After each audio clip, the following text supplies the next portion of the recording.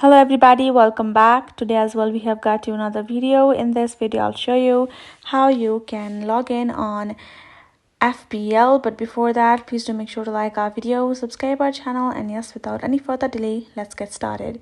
So for that, open up your app and tap on login right away. As soon as you do that, you will have option of Facebook, Google, Twitter, and Apple ID on top.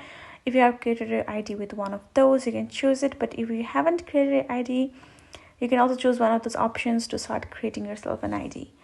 Other than that, go ahead, enter your email address right over here that you have created your account with. Enter your password. You also have option of forgot password in case you have forgotten your password. You don't remember as anymore as well. Right, you're gonna be over here. Once you've added the app password without any worry, then you will be able to tap on login and you're good to go.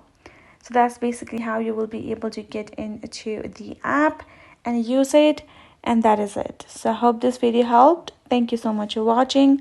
I will see you guys in our next video.